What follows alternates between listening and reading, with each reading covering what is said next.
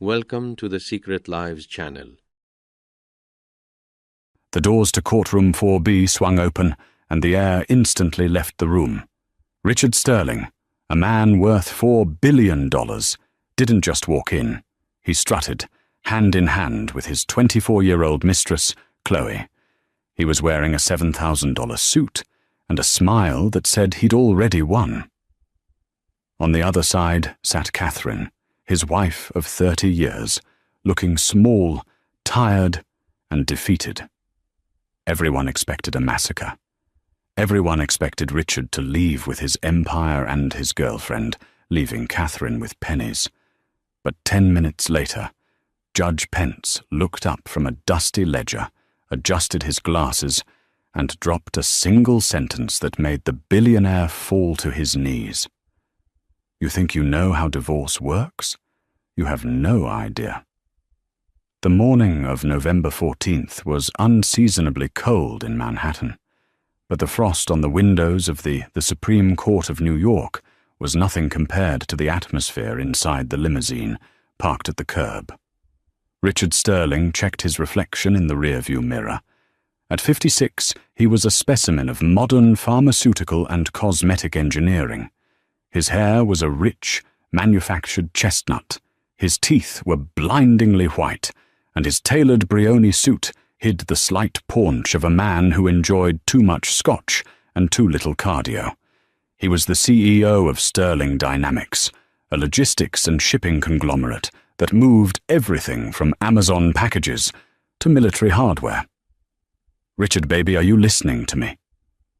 The voice beside him was high, breathless, and tinged with the rasp of a smoker trying to hide the habit. Chloe Vane, a former Instagram fitness influencer turned interior designer, was picking at a loose thread on her Chanel skirt. It was a skirt Richard had bought her in Paris 3 weeks ago, using the company credit card, a fact his lawyers had warned him against, and a fact he had completely ignored. "I'm listening, Chloe," Richard said, checking his Rolex. "You want the beach house in the Hamptons? I told you, once the ink is dry on this divorce, you can burn the place down and rebuild it with pink marble for all I care. But today you sit there, look pretty, and don't say a word unless spoken to." Chloe pouted, crossing her tanned legs. "I just don't see why she has to be there. Can't your lawyers just crush her?" "Silas is going to do exactly that," Richard smiled, a cruel twisting of lips. "But I want to see her face.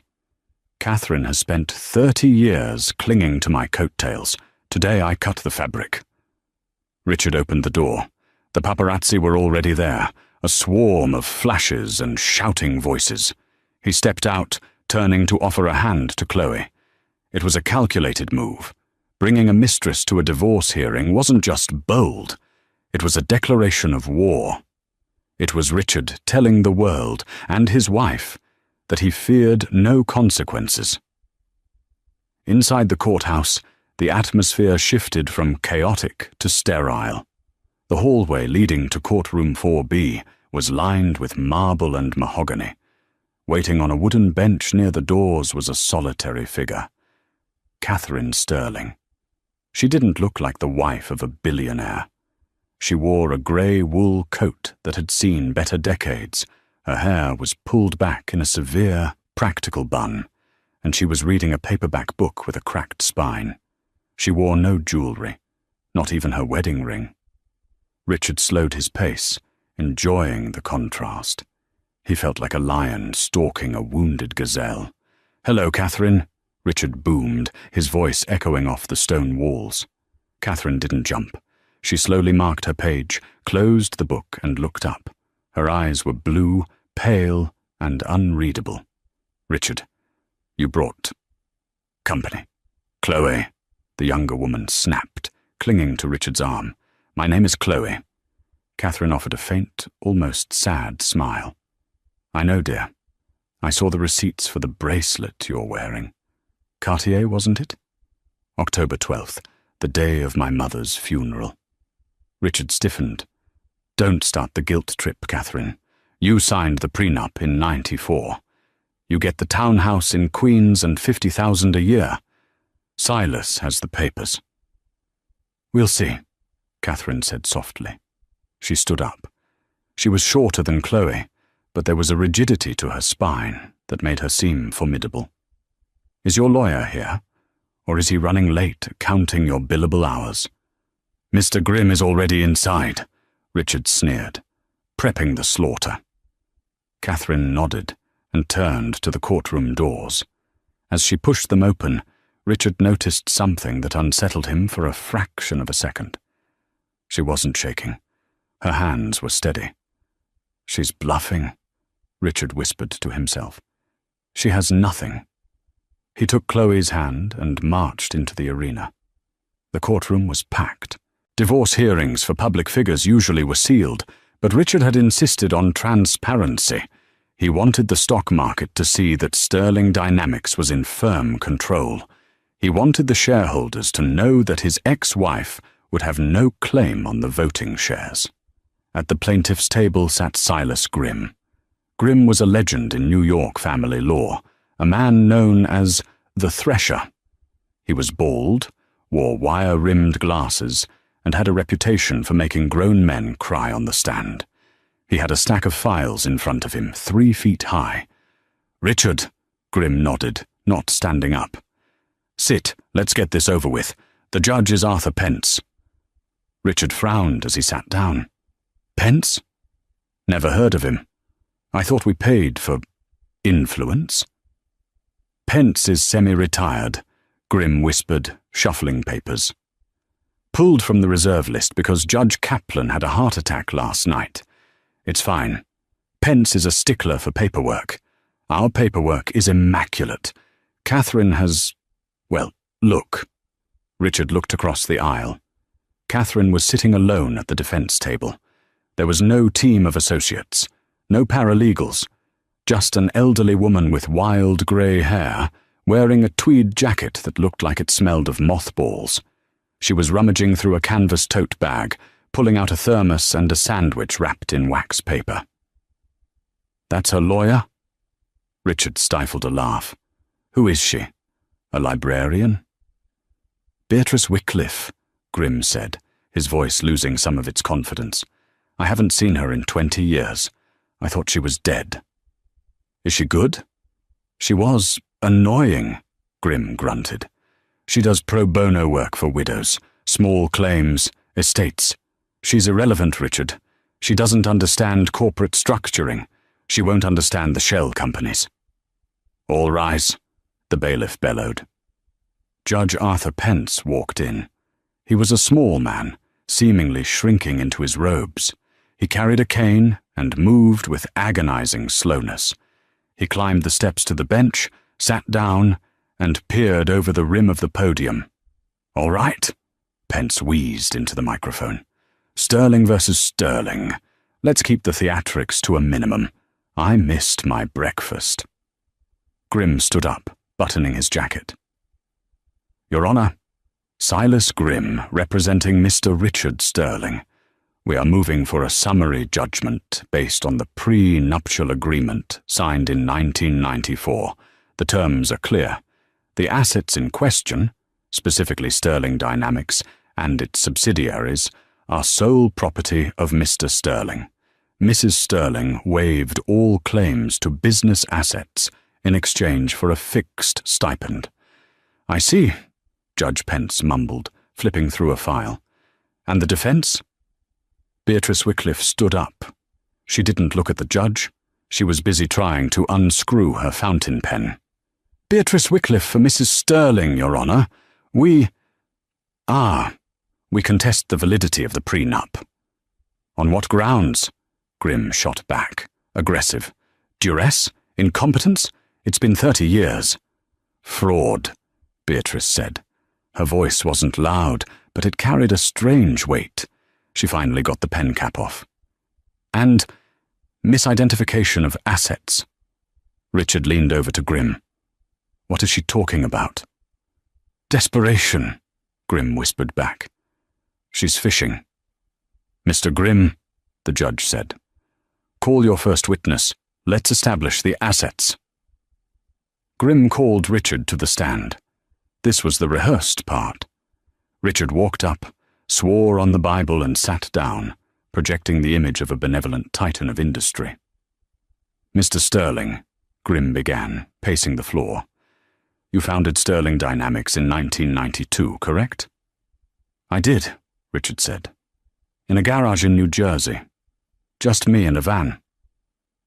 "And at that time, was Catherine Sterling involved in the business?" "No," Richard lied smoothly. "Catherine was... she was a homemaker. She kept the apartment tidy. She had no head for logistics. I built the routing algorithms. I secured the loans." In the gallery, Chloe smirked and whispered to a friend she had snuck in, "He's so powerful." At the defense table, Catherine stared at her hands. She remembered 1992 differently. She remembered Richard crying on the kitchen floor because he couldn't understand the tax codes. She remembered her taking the night shift at the diner to pay for the gas in the van. She remembered her father, a retired math teacher, writing the code for the first routing system, code Richard later copyrighted in his own name.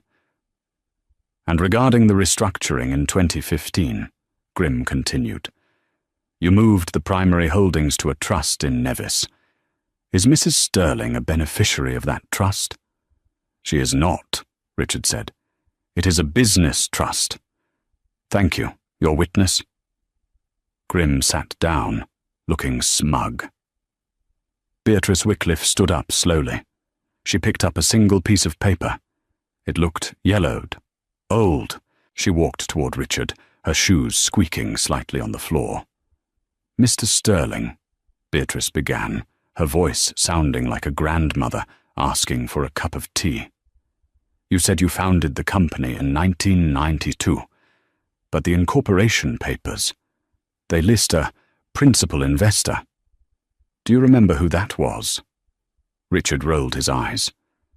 "My uncle lent me $5,000. I paid him back with interest in 93. "Not your uncle," Beatrice said. She adjusted her glasses. "I'm looking at a loan document from a Halloway Holdings, dated January 1992, for $50,000. Richard froze. The room went silent. Halloway.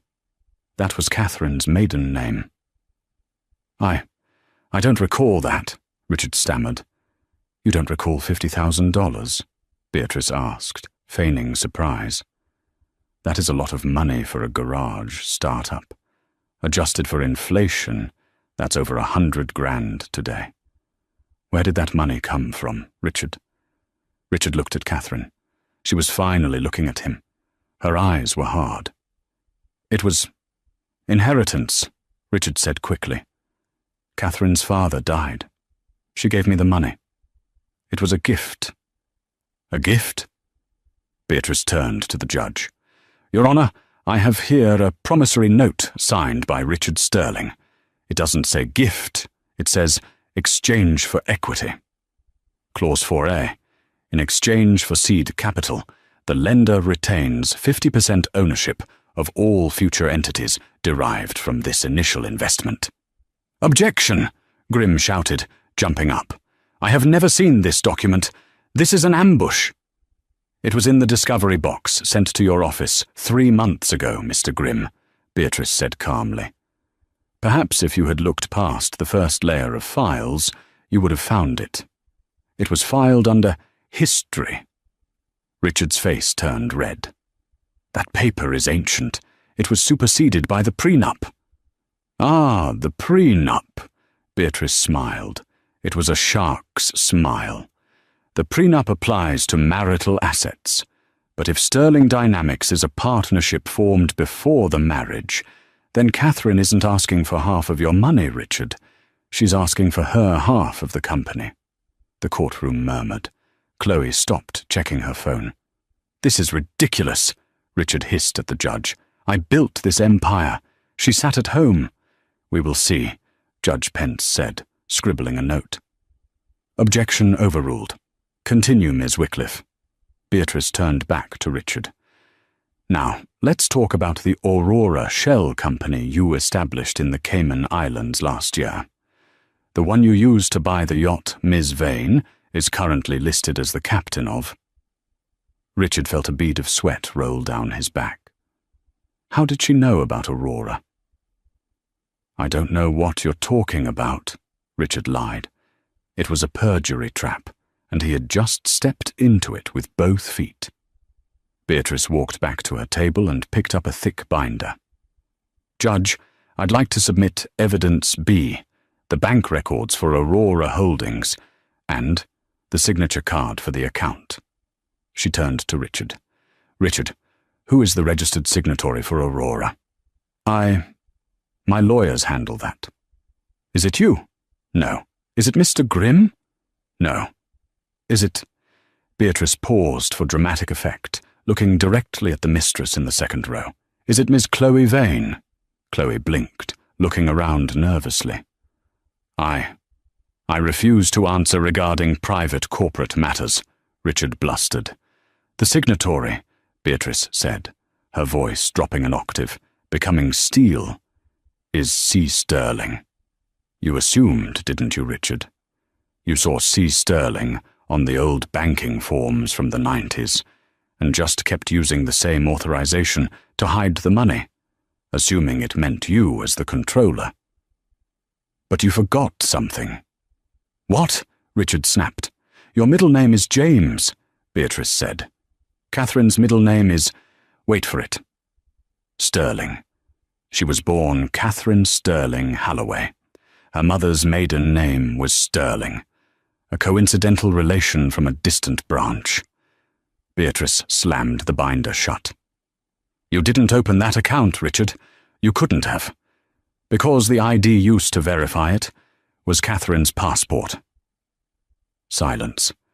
Absolute silence. Richard looked at his lawyer. Grimm looked sick. I didn't, Richard stammered. I moved the money digitally. Using an authorization key linked to her identity, Beatrice said. Which means, legally speaking, you didn't hide your money from your wife, Richard. You deposited $400 million into a private bank account. The silence in courtroom 4B was broken by the sharp clack of Judge Pence's gavel. Order, he grumbled, though nobody was speaking.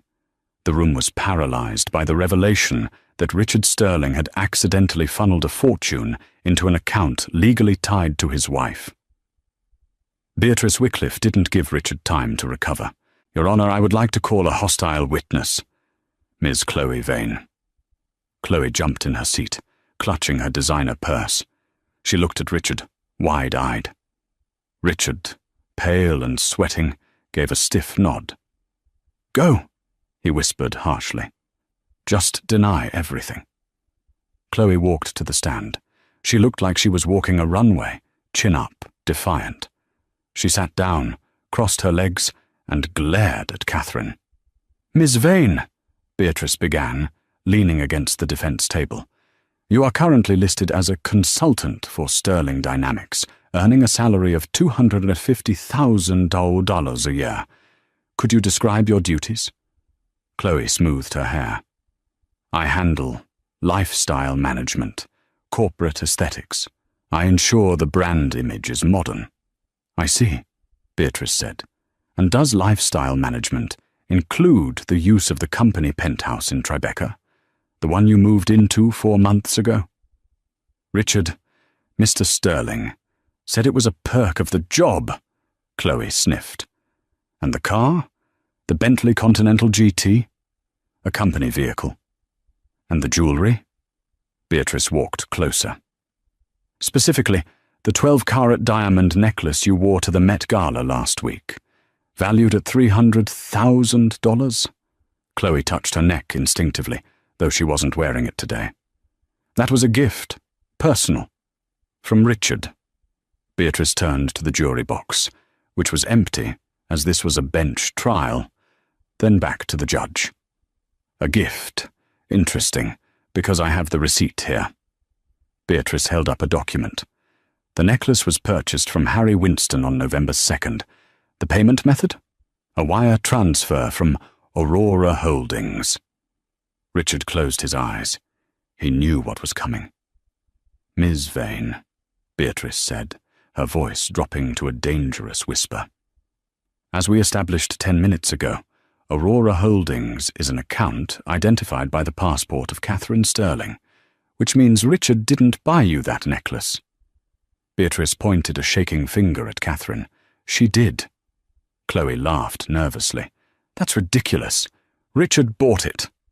"Legally," Beatrice interrupted. "Legally, Richard committed wire fraud to access funds he didn't have authorization for, to buy an asset for an employee. But here is the twist, Miss Vane.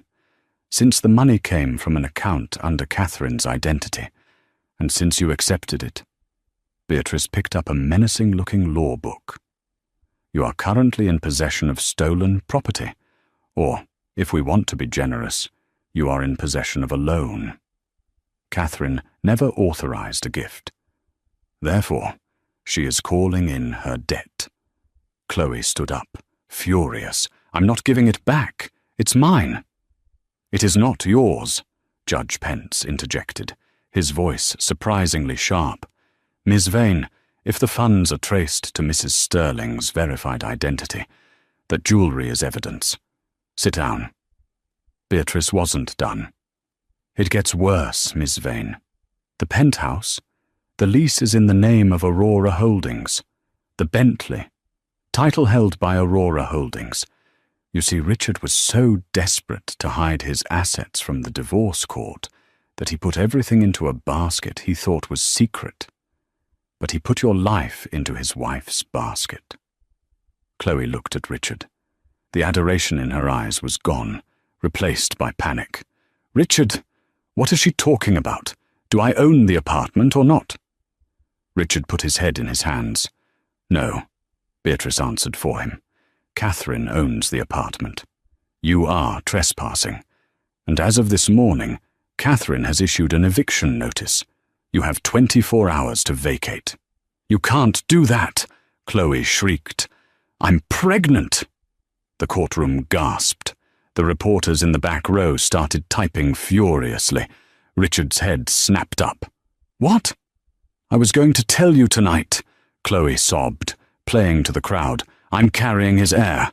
You can't kick a pregnant woman out on the street." Catherine, who had been silent as a stone statue, finally moved. She stood up. She looked at Chloe's stomach, then at Richard's face. There was no anger in her expression, only pity. "He didn't tell you, did he?" Catherine said softly. Chloe wiped her eyes. "Tell me what?" "Richard had a vasectomy in 1998, Catherine said, "after our son died." The heir left the room for the second time that day. Richard looked at Chloe, his face turning a dark shade of purple. You said you were on the pill, and... Wait, if I'm sterile, Chloe stammered. "Doctors can be wrong. Miracles happen." "Not that kind of miracle," Richard roared, standing up. "Who is it? Is it the tennis instructor? The one you said was gay? Order!" Judge Pence banged his gavel so hard the handle cracked. "Mr. Sterling, sit down! Ms. Vane, step down! This is a court of law, not a reality show." Chloe fled the stand, weeping, but nobody looked at her with sympathy. They were all looking at Richard Sterling, a man who had just found out his mistress was a fraud, his assets were compromised, and his wife held the keys to his entire existence. "Recess!" Judge Pence yelled. 1 hour. Fix this mess, Mr. Grimm, or I will fix it for you." The hallway outside the courtroom was buzzing, but the corner where Richard and Silas Grimm stood was a vacuum of tension. "You said she was a librarian," Richard hissed, grabbing his lawyer by the lapel. "You said she was irrelevant." "She sandbagged us," Grimm said, wiping sweat from his bald head. "The Aurora account. Richard, how could you be so stupid? You used her passport." "Why?" "Because mine was expired," Richard shouted, "and I needed to move the cash before the quarter ended. I thought it didn't matter. We were married. What's hers is mine, right? Not in a limited liability shell company structure, Grimm snapped. You effectively gifted her the liquidity of the entire offshore operation. If she wants to, she can freeze Sterling Dynamics payroll tomorrow. She owns the operating capital. Richard leaned against the marble wall, feeling his heart hammer against his ribs. Fix it. Offer a settlement. Give her 10 million. 20. Richard, Grimm said grimly. She has 400 million in that account. She doesn't want your money. She wants your blood. Across the hallway, Catherine was sitting on a bench, sipping tea from her thermos. Beatrice Wycliffe was next to her, eating a ham sandwich. They looked like two old friends on a park bench, completely unbothered by the chaos they had unleashed. Richard straightened his tie. He needed to take control. He was a negotiator. He had broken unions. He had crushed competitors. He could handle one bitter housewife. He walked over to them. Beatrice stopped chewing but didn't look up. Catherine, Richard said. His voice was lower now, devoid of the arrogance from the morning. Can we talk? Alone? Catherine looked up. I have no secrets from my counsel. Fine, Richard said. Look, you've made your point. You embarrassed me. You exposed Chloe. Congratulations. But let's be real. You don't know how to run a shipping empire. You don't know the suppliers. You don't know the government contracts. If you freeze the accounts, the stock tanks, the company dies. You lose everything too. Catherine set her tea down. I don't care. Don't be childish, Richard snapped. There are 4,000 employees. I know, Catherine said. I know their names. I send Christmas cards to the warehouse managers. You don't. You send generic emails signed by a bot. She stood up, closing the distance between them. You think I want the money, Richard? I lived on rice and beans while you bought suits. I stayed when you missed our anniversaries. I stayed when you missed my mother's funeral to play golf. I stayed because I thought, deep down, we were still partners. She took a step closer. But then you brought her into my house. You let her sleep in my bed. And you told the world I was a gold digger who contributed nothing. Catherine reached into her tote bag and pulled out a small, black notebook. It was tattered, held together by rubber bands. Do you know what this is? She asked. Richard stared at it. It looked vaguely familiar. This is the Black Book, Catherine said, from 1993 to 2005. The years you were drinking with clients, and I was running the logistics from the kitchen table. So, Richard scoffed, it's old notes. It's the IP, Beatrice interjected, speaking with her mouth full. Intellectual property. Richard froze. The routing algorithm, Catherine said. The Sterling method that made us billions? The code that optimizes shipping lanes? You didn't write it, Richard. You can barely use Excel. I conceptualized it. No, Catherine said. I wrote it in this notebook, and I never assigned the copyright to the company. Richard felt the floor tilt. That's impossible. Everything created during the marriage is community property. Not works of art, Beatrice corrected, or literary works, or code written prior to formal employment contracts. Since you never hired Catherine, never paid her a wage, and never signed an IP transfer agreement, she owns the source code.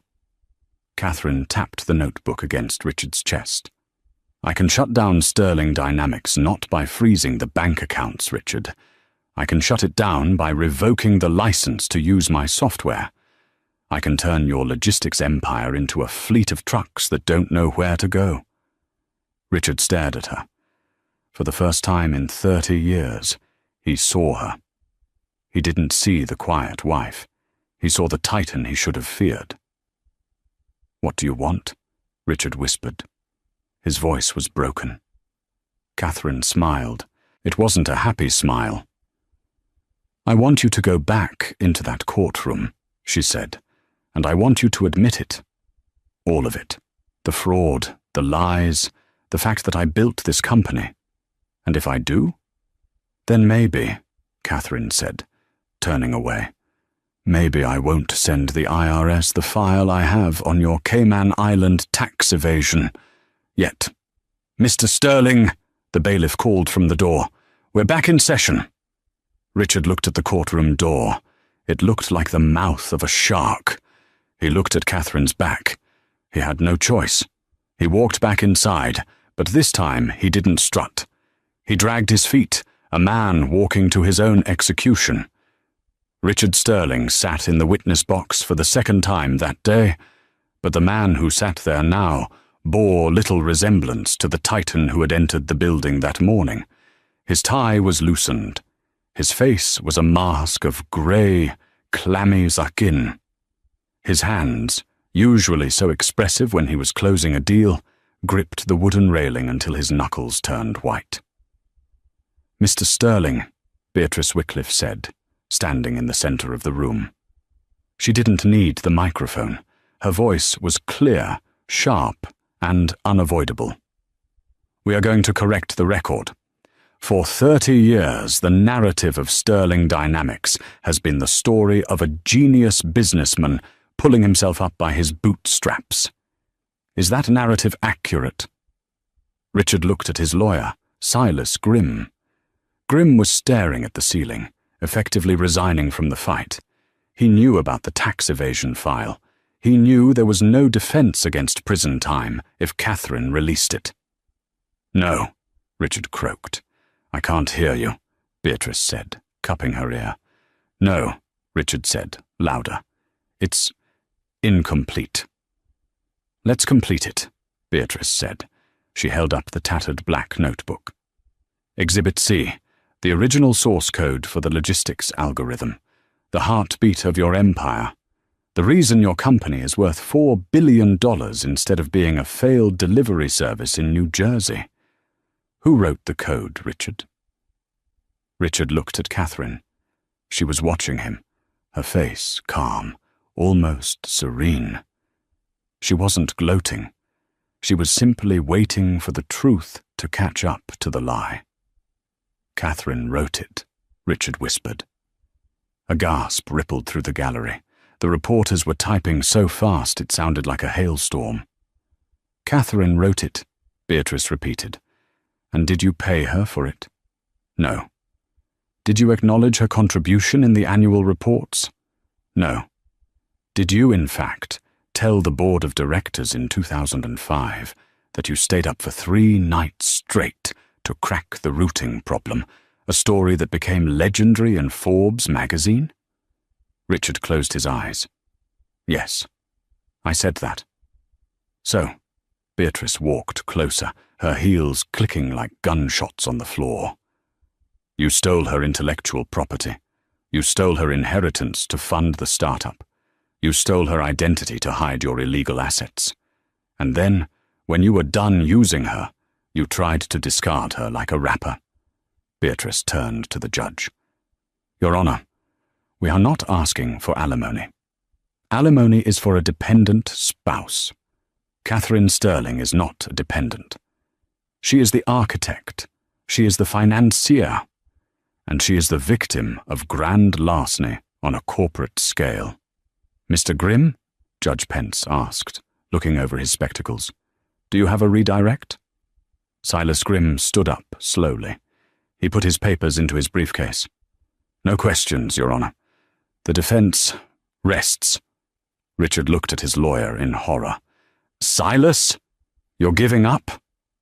"I'm cutting my losses, Richard," Grimm muttered, loud enough for the front row to hear. "I don't represent criminals who lie to me about felony tax evasion." "You're on your own." Grimm walked out of the courtroom. The heavy doors slammed shut behind him, sealing Richard's fate. But the drama wasn't over. From the back of the room, a shrill voice cut through the tension. "He promised me." It was Chloe. She was standing in the aisle, mascara running down her face, looking frantic. "He promised me $10 million, she screamed, pointing at Richard. "He signed a contract with me, a companionship agreement. It's in his safe." Judge Pence banged his gavel. "Bailiff, remove that woman." "No, you have to listen." Chloe was hysterical now. "He told me the wife was stupid. He told me she was a doormat. He said we would take her money and move to Monaco. I did my part. I played the mistress. I deserve my payment." The courtroom fell into a stunned silence. Chloe had just admitted to a conspiracy. Catherine stood up. She turned to face the young woman who had tormented her. "Chloe," Catherine said gently, "there is no money. The $10 million he promised you? It was going to come from the Aurora account. My account."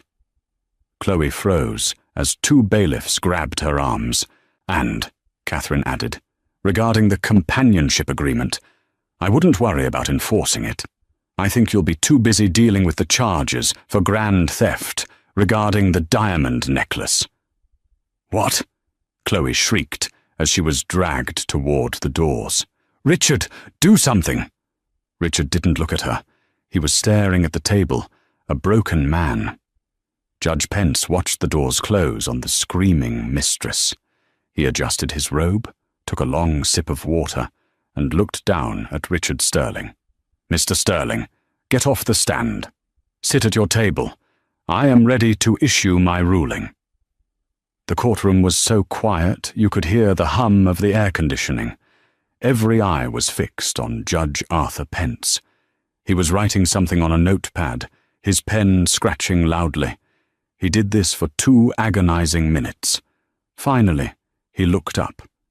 "In 30 years on the bench," Judge Pence began, his voice raspy but authoritative, "I have seen greed, I have seen betrayal, I have seen men hide money in mattresses, in cryptocurrency, and in the walls of their houses. But I have never seen a case of hubris quite like this." He looked at Richard. "Mr. Sterling, you built a glass castle on a foundation of sand, and you handed the sledgehammer to your wife. You assumed she was weak because she was quiet. You assumed she was unintelligent because she was kind. That was your fatal error." Richard slumped in his chair. "The pre-nuptial agreement of 1994, the judge continued, "is hereby declared null and void, ab initio, from the beginning. It was signed under fraudulent pretenses, as the defendant failed to disclose that the primary asset, Sterling Dynamics, was already a partnership funded by the plaintiff." The reporters gasped. Voiding a prenup was rare. Voiding one involving billions was historic. "Furthermore," Pence said, flipping a page, "the court recognizes the Aurora Holdings account as the sole property of Catherine Sterling, as it is registered to her legal identity. Mr. Sterling, you are ordered to repay the $400 million you deposited there, plus interest. However, since you likely do not have that liquidity without liquidating the company, I am going to make a structural adjustment." The judge took off his glasses. "The court finds that the intellectual property, the Sterling Method Code, belongs to Catherine Sterling. Without this code, the company has no value. Therefore, to satisfy the debt and the division of assets, I am awarding ownership of Sterling Dynamics to the plaintiff." Silence fell. Absolute, heavy silence. Richard's mouth fell open. You can't. I am the CEO." "Not anymore," Judge Pence said. "I am stripping you of your majority shareholder status. I am awarding 60% of the voting stock to Catherine Sterling. You will retain 40%, which will be immediately placed in a blind trust to satisfy your legal fees and potential IRS penalties." "You're giving her my company?" Richard shouted, standing up. "She's a housewife. She can't run a global logistics firm." "She wrote the code that runs it, Richard," the judge snapped. "She has been running it from the shadows for 20 years, while you were busy buying necklaces for Instagram models. I suspect the shareholders will be relieved to have a competent adult at the helm. Judge Pence turned to Catherine. Mrs. Sterling, you are now the majority owner and chairwoman of the board of Sterling Dynamics. Do you accept this judgment? Catherine stood up. She smoothed her grey wool coat. She looked at Richard, who was shaking, tears of rage in his eyes. I accept, Your Honour, she said. Then it is so ordered, the judge said. And Mr. Sterling, I am forwarding the transcript of today's proceedings to the district attorney's office. They might have some questions about your tax filings and your creative use of passport identification. I suggest you find a new lawyer. Fast. Bang! The gavel came down. Richard collapsed into his chair, burying his face in his hands. He had walked in with $4 billion and a mistress. He was leaving with a minority stake he couldn't touch, a criminal investigation, and no one to drive him home. Catherine gathered her books. She picked up the tattered black notebook, the source of all her power, and put it back in her tote bag. She walked toward the exit. As she passed Richard's table, he grabbed the edge of her coat. Catherine, he sobbed, please, I have nowhere to go. The penthouse. Chloe, the accounts are frozen. Catherine, we were married for 30 years. Please. Catherine stopped. She looked down at his hand on her coat, then up at his tear-streaked face. You're right, Richard, she said softly. We were married for 30 years, and for the last 10, you treated me like a piece of furniture. You wanted a trophy wife? You should have bought a trophy. They don't have memories. She gently pried his fingers off her coat. You have the townhouse in Queens, she said, echoing his words from the morning. And $50,000 a year. It's more than you started with. She turned and walked out the double doors. Outside, the hallway was a frenzy. Cameras flashed. Microphones were thrust in her face. Mrs. Sterling! Mrs. Sterling! What are you going to do now that you own the company? A reporter shouted. Are you going to fire the board? Are you going to sell? Catherine stopped. She looked into the camera lens, her blue eyes sharp and clear. First, she said, a small smile playing on her lips, I'm going to go home and finish my book. Then, tomorrow morning at 8 a.m., I am going to walk into my office and I am going to fire the entire executive suite who helped my husband hide his assets. And Richard? Another reporter yelled. What about Richard? Catherine paused. She looked back at the closed courtroom doors. Richard who? She asked. And then she walked away into the cold Manhattan afternoon, leaving the chaos behind her. The morning sun hit the glass facade of the Sterling Dynamics Tower, turning the 40-story skyscraper into a pillar of blinding fire. For 30 years, this building had been a monument to Richard Sterling. It was designed to intimidate. The lobby was all black marble and sharp angles. The air always smelled of ozone and expensive cologne. It was a place where weakness was not permitted. But at 8:15 a.m. on November 15th, the atmosphere inside the lobby was different. It crackled with a frantic, nervous energy. Security guards whispered into their earpieces. Receptionists refreshed news feeds on their hidden phones. The ticker tape above the reception desk, which usually displayed the company's stock price in bold green, was flashing a trading halted warning. The revolving doors spun, and the murmurs died instantly. Catherine Sterling walked in. She wasn't the grey, invisible woman from the courtroom. She wore a suit of midnight blue, tailored to a razor's edge, a stark contrast to the shapeless wool coats Richard had preferred she wear. Her hair was loose, framing a face that no longer held a trace of apology. Beside her walked Beatrice Wycliffe, who had traded her moth-eaten cardigan for a sharp blazer, though she still carried her battered canvas tote bag like a weapon of war. Mrs. Sterling, the head of security, a burly man named O'Connell, stepped forward. He looked uncertain, his hand hovering near his belt. We weren't expecting you until the lawyers finalized the transfer. The transfer is final, Mr. O'Connell, Catherine said, not breaking her stride. She didn't stop to show ID. She didn't need to. And remove the Mrs. from your vocabulary. It's Miss Halloway from now on. Is the elevator ready? Yes, ma'am. I locked out the other cars. Straight to 50. Thank you, O'Connell. And check your bank account later today. The Christmas bonus Richard cancelled last year? I'm reinstating it with interest. O'Connell's jaw dropped. He straightened up, snapping a salute that was only half joking. Yes, ma'am. Thank you, ma'am. As the elevator doors closed, sealing them in a capsule of silence, Beatrice chuckled.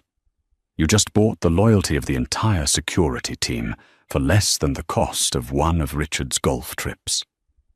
Loyalty is cheap when people are used to being treated like dirt, Catherine said, watching the floor numbers climb. Now comes the hard part. The doors opened on the 50th floor, the executive suite. It was a ghost town. The secretaries' desks were empty, likely because the staff was hiding in the break room, terrified of the purge. Catherine walked past the empty cubicles, her heels sinking into the plush carpet. She approached the double mahogany doors of the boardroom. She could hear voices inside, shouting. She can't just take over. It's a logistics company, not a bakery. That was Preston, the CFO, a man who wore suspenders and thought he was the smartest person in any room. The judge's ruling is clear, Preston. She owns 60%. We serve at her pleasure. That was Nolan, the general counsel. At least someone could read. Catherine placed her hand on the brass handle. She took a breath, not of fear, but of anticipation. She pushed the doors open. The conversation died. 12 men in Italian suits froze. At the head of the table sat Richard's chair, a monstrosity of black leather that looked more like a throne than office furniture. It was empty. Catherine walked to the window, placing her bag on the side table. She looked out at the city, letting the silence stretch until it became uncomfortable. Good morning, gentlemen, she said, still facing the window. I see you haven't started packing. Preston stood up, adjusting his glasses. Catherine, excuse me, Mrs. Sterling. Let's be reasonable. We understand there was a domestic dispute. But this is a Fortune 500 company. The markets are panicked. You need to issue a statement that Richard is remaining as a consultant. We need his face. Catherine turned around slowly. Her eyes were like ice. His face? The face that is currently splashed across every tabloid in the country for fraud and perjury? That face? It's a PR blip, Preston insisted, waving a hand dismissively. We can spin it. But you? No offense, Catherine, but you don't know the difference between a bill of lading and a balance sheet. Catherine walked to the table. She didn't sit. She stood over Preston, casting a long shadow over his notepad.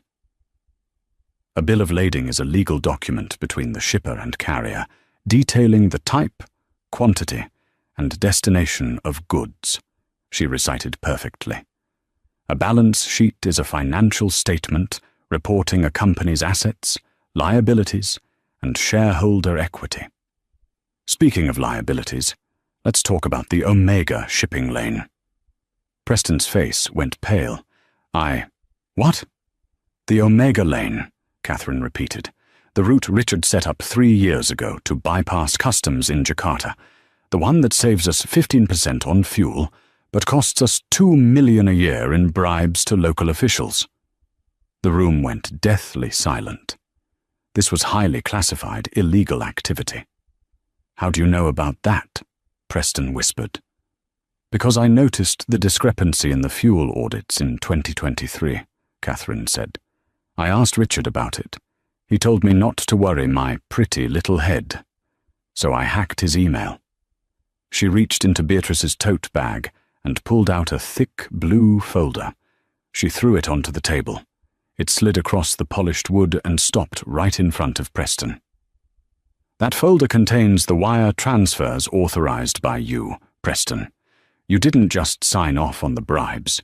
You skimmed 2% off the top for a shell company in Delaware called P Squared Consulting. Did you think I wouldn't check the vendor list?" Preston collapsed into his chair, his mouth opening and closing like a fish. "You're fired," Catherine said simply. "Security is waiting in the hall.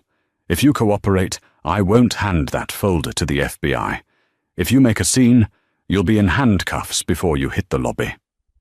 Preston grabbed his briefcase and ran. He didn't look back. Catherine looked at the remaining 11 men. They were staring at her with a mixture of terror and awe. "Anyone else want to test my knowledge of the company?" she asked. Nobody moved. "Good," Catherine said. "Nolan, you're the general counsel. Draft a press release. Sterling Dynamics announces a new era of transparency. We are auditing all shipping routes for compliance. And get the union rep on the phone, Arthur Cobb. I want him here in an hour." "Cobb," Nolan stammered. "Richard has been at war with Cobb for a decade. Cobb threatened to burn the warehouses down." "Richard was at war," Catherine corrected. "I am making peace. Call him." An hour later, the office was calmer, but the tension was still thick. Beatrice was setting up a new laptop at the head of the table.